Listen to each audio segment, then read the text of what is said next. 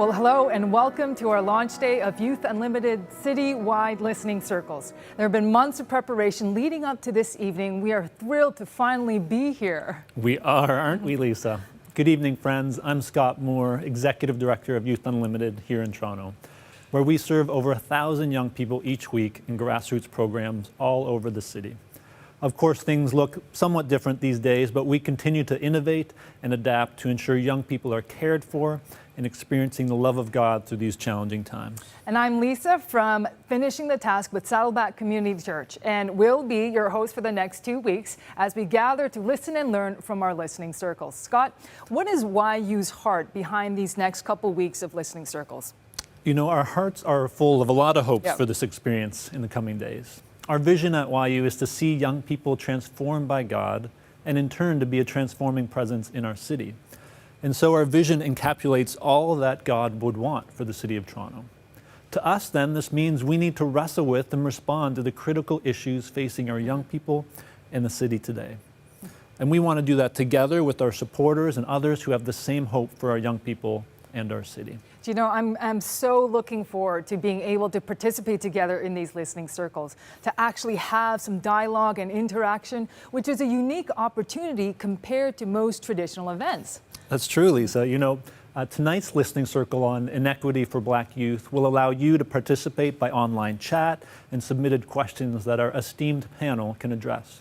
And I'm grateful to have Andrew Williams, one of Youth Unlimited's board members, facilitating tonight's conversation. Scott, you know my heart is full of hope for this emerging generation, and it's interesting, and it will be interesting, to see this generation engage these relevant and very, very important topics. And so to you, our friends of all ages from across the city and beyond, this is your space to talk with each other. Share your ideas openly without fear of judgment. We want you to be transparent in sharing your experiences as we all engage together and listen to each other. It'd be an amazing 2 weeks if we engaged like that. Scott, I would love it if you can express a blessing as we begin these citywide listening circles and tonight's conversation around inequity for Black youth. I would be honored to do so. You know, Lisa, we've talked a bit about my family and my daughters over these last several weeks, and one of the things my daughters love to do is bake. It makes a disaster out of our kitchen, but it's fun, adventurous, and usually ends up in some delicious treats. And Jesus often talked in short stories to share about God and his ways and what they're like.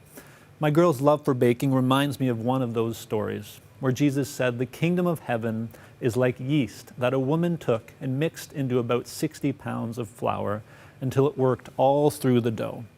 And so my blessing as we begin is this: may we all be like a small bit of yeast in 60 pounds of the flour of our families, our neighborhoods, communities, and city.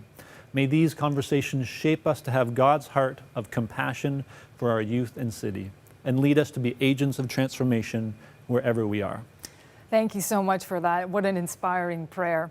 Indeed, may God guide our conversations, and may we be attentive to listen to each other, reflecting on our own words and with expectation that God can indeed transform our communities. Absolutely. Well, friends, it's time to dive in. Andrew and our panel are ready to go. We'll see you at the end of this, our first listening circle.